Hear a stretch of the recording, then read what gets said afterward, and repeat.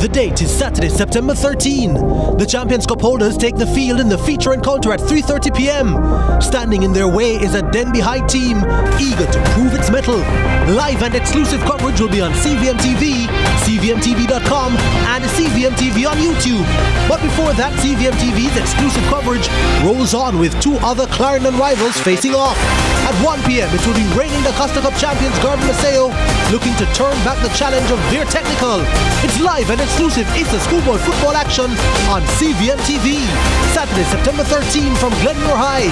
Garden Maceo versus Veer Technical at 1 p.m, followed by Glenmore versus Denby at 3:30 p.m.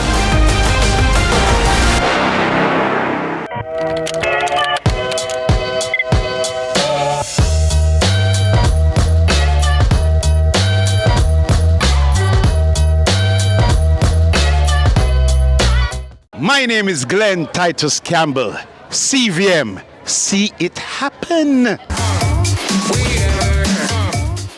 Get ready for Jesus 2025, 25th Jubilee Year of Hope with Father Holong and Friends, a celebration of faith and the life of Jesus Christ at the National Arena. Gala shows on September 27 to 28 and October 4 to 5. Tickets adults $2,000 and $3,000, children $1,200. All proceeds support missionaries of the poor. Get your tickets now. Call 876-774-7350 or 876-809-5877. Jesus 2025. You can't afford to miss it. Need to estimate your duty? Perform a track and trace? Search for a declaration? Then download the Jamaica Customs mobile app today. The time by the Jamaica Customs Agency is 12 p.m. Where it all begins. The quest to become great.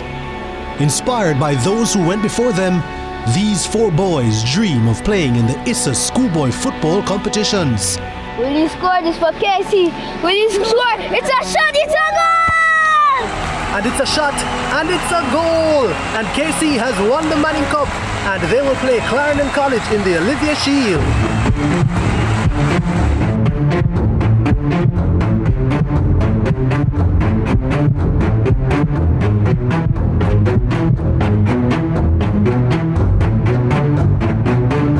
And that's what you love to see. They may be rivals, but the camaraderie is what it's all about. Can't wait for the final. When the bus the man, I want to watch my son play finals on CVM, you know. But mums, you can't watch it on CVM website, man. Boy, my son score, my son score, my son score, my son score. Greatness begins here. Ganga and Saga have gone to get Christmas. Yes. Niranjan is in critical condition. We cannot wait any longer. They should come immediately. Why won't you do the test? Tell me, Kashish, why won't you do it? Because I'm not pregnant, Ganga. I cannot allow a liar like you to live in my house. Get out of here right now. The Chaturvedis will never be able to guess who is behind all of this. And hats off to you, Yash. Yash? Get in the car, then our driver is going to take you straight to your daughter. Ganga. Brought to you by Hyundai or Hyundai.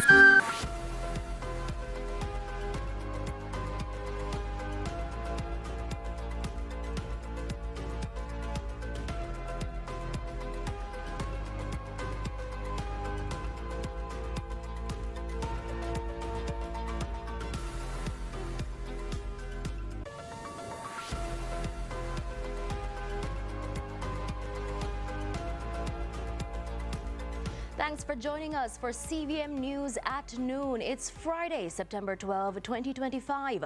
I'm Amoy Harriet. We begin this afternoon with breaking news. Mayor of Spanish Town, Norman Scott, has been charged with assault occasioning actual bodily harm and malicious destruction of property after an incident on Election Day in St. Elizabeth.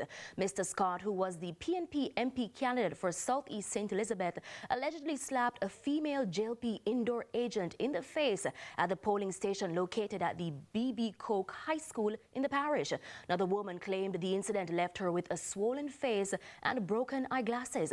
Police sources say he's scheduled to appear before the Santa Cruz Police Court on Monday, October 13, to answer to the charges. In St. Catherine, a 14-year-old girl of Newland Portmore has been charged with murder of another teen in Beverly Flat, Newland last Friday. Dead is 15-year-old Duskane Elliott. Reports from the police are that about 12:30 p.m., the teen girl went to Elliott's home and attempted to set his clothes ablaze. An argument developed between the two, during which the accused used a half of a pair of scissors to inflict a stab wound to Elliott's chest. The police were summoned and Elliott taken to hospital, where he was pronounced dead. The 14-year-old was later arrested and gave a caution statement admitting to the crime. A court date for the teen is being arranged.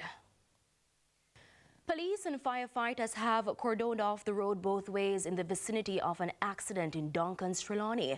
This after a tanker truck said to be carrying butane overturned. Passerby were seen earlier trying to get out the driver, who was pinned inside the overturned truck. Now, motorists heading into the area should expect delays or use an alternative route. Now, head of the Jamaica Fire Brigade Commissioner Stuart Beckford provided an update. When they got there this morning, I must also add the driver of the truck was trapped. He had to be extricated by the firefighters and he was transported to the Falmouth Hospital by our ambulance. We would want to urge caution motorists traveling in and around the area, because the traffic can be advised also has now been diverted to Clarkstown and other areas. Now, CVM News understands that the Jamaica Public Service has temporarily disconnected power in the community of Carey Park and its environs. Of course, we'll have more details in news at 7.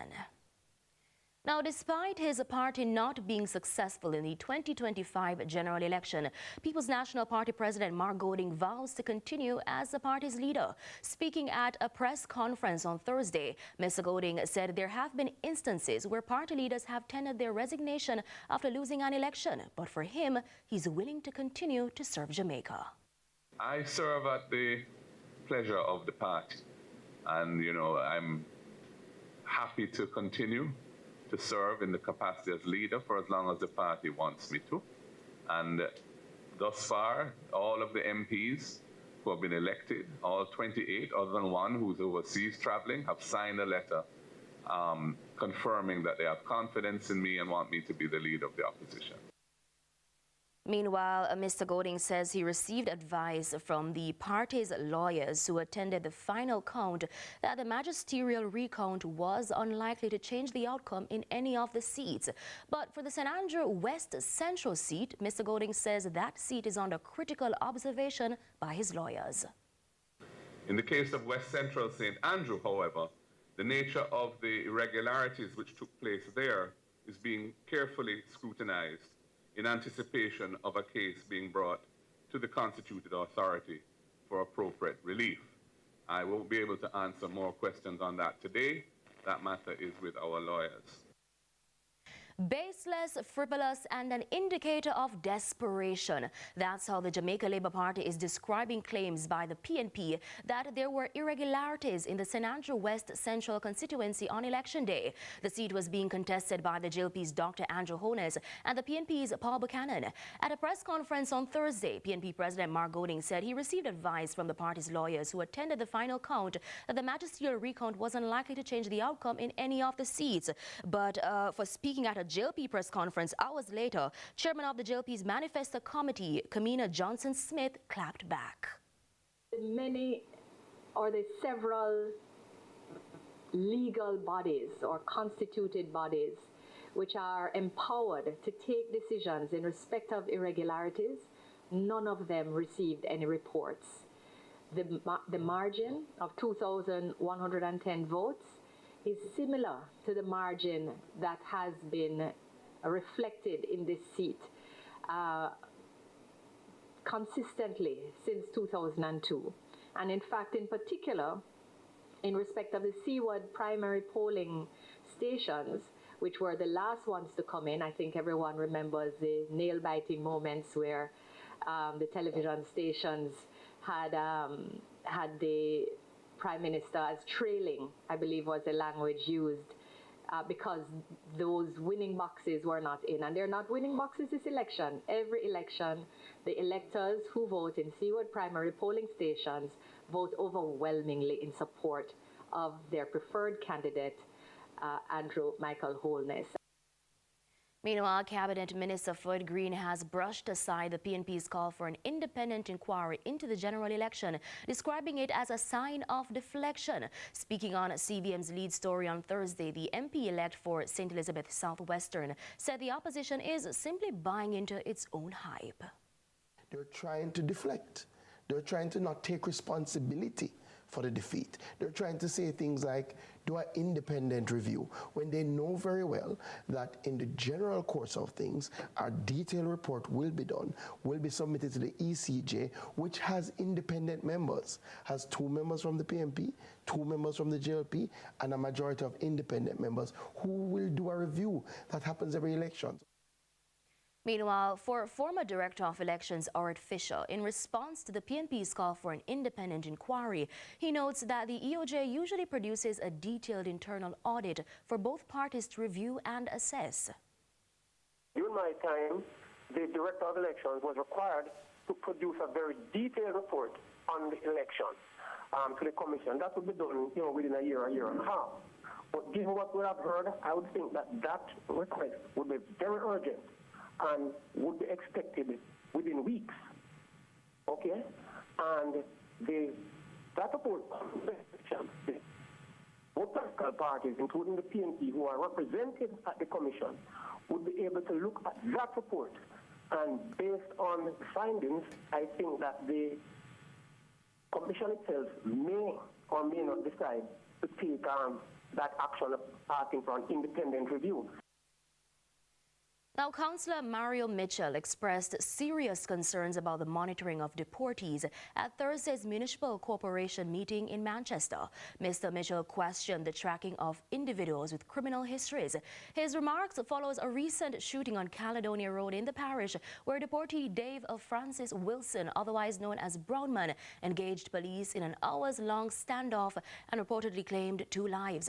Wilson, who had been deported 3 times, should have remained on law enforcement's radar, according to Councillor Mitchell, adding that he has repeatedly sought answers about deportee oversight. He insists that more stringent monitoring is urgently needed.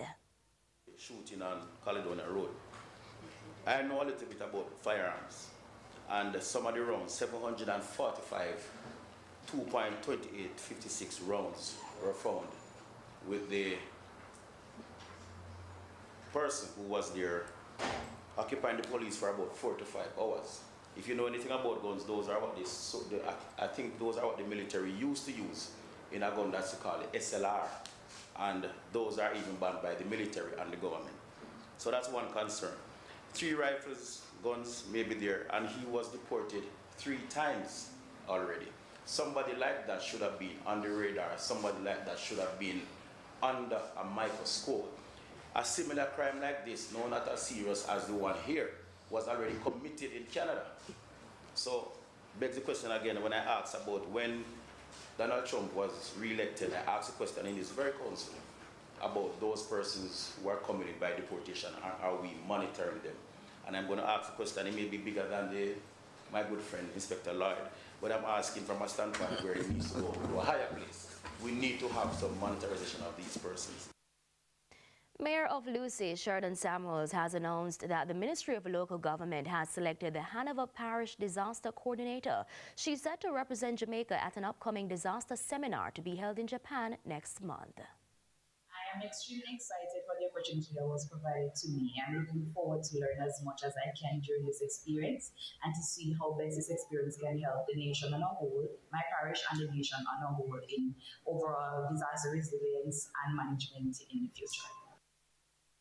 And it's time for a break, but stay with us. Our live interview segment is next.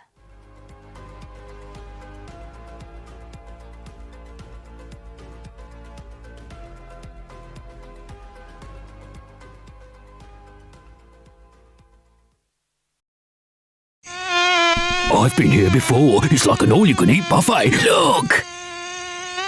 Come on. There's only one thing that this gang fear.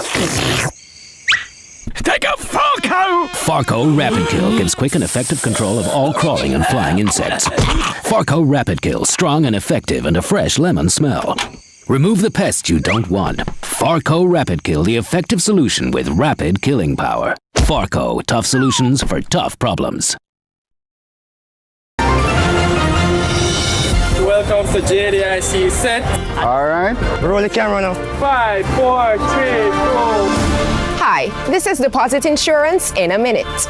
Jamaica Deposit Insurance Corporation protects deposits in commercial banks, merchant banks, and building societies. What deposit? Deposits are the money you save in the bank or a building society. For example, savings and checking accounts. In Jamaican or foreign currencies. Oh, me get what you say now. But glad every bank account when me have is protected by the JDIC. Deposit insurance is automatic and free. I like that, you know. I like that. Well, them JDIC. Money good then. JDIC. Protecting deposit for you and me. That's good. My name is Glenn Titus Campbell. CVM. See it happen.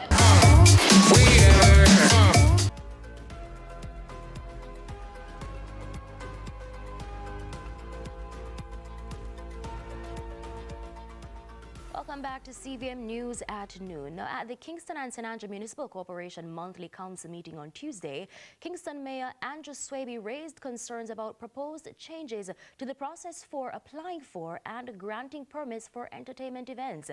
The proposals, which came from Minister of Entertainment and Sports Olivia Babsy-Grange, were described by Mayor Swaby as troubling. He's called for greater clarity on how the changes would be implemented, noting the impact that entertainment events have on the city and its residents. Now, to help us understand more about this issue, we're joined now by Group Chairman of Dream Entertainment, Kamal Banke, who now joins us by phone. Mr. Banke, welcome. Good afternoon. All right, so Mayor Swaby has called Minister Grange's statement troubling. From your understanding, what exactly is being proposed in terms of the changes to the permit process? So I'm not sure of the clear details, right? But what I understand of the permit process as it stands now is that there's maybe about 6 or 7 different bodies, typically government agencies, that when hosting an event, one has to apply to and receive permits for, which, you know, at times for young entrants into the market can be a bit cumbersome. You know, it's a bit high of a bar. Obviously, there is different regulatory issues, but of course, you know, in my world, everybody from the entertainment industry wants this process simplified. You want a one-stop shop to get your event permits. And because it's one government, meaning the government as a whole is a body, we don't really see any reason why the government can't facilitate this in its public-private partnership. So, given the current process for applying for entertainment permits, how exactly would, you know, the minister's proposal alter this system? I can't say, I'm not the minister, but from what I understand, the ministry would have proposed that the process of amalgamating the different approvals be funneled through one portal. I can't speak to the exact modality of it, but it's a welcome proposition because this will obviously bring everything to a streamlined process, which everybody in the industry of which I am a part of is very, very excited about. I mean, I would have spoken to some of my colleagues recently since the announcement by the government, and obviously everybody is in support of a streamlining of this process. And to us, it doesn't matter whether it's done through the Ministry of Entertainment or it's done through the Ministry of Local Government or any other ministry. As again, each ministry has an agency that has some form of process and you know, aspect that they oversee. You know, whether it is investment and commerce, whether it is you know, obviously entertainment, whether it is national security, who oversees the JCF, or local government, who oversees obviously the local municipalities and solid waste and fire department, ODPEM. Any ministry or, you know, any one of them could potentially facilitate this process on behalf of the people doing events. And again, this is not just strictly for entertainment, because there are several events that are not necessarily entertainment events, but they are events nonetheless, whether it be seminars or stuff like that, any form of gathering. And of course, the local municipalities have the responsibility for giving the place of amusement license in the parish of which they obviously are the municipality of. And this has to be a critical part of the permitting process. But for us, we are very, very anxious and very, very appreciative of the willingness of the government to put forward a proposal to streamline this process and make it a one-stop shop, making it easier for existing and new entrants into the market to obviously obtain event permits. Hopefully this will always also speed up the permit turnaround times. So, Mr. Banke, earlier you sounded a bit unsure about some aspects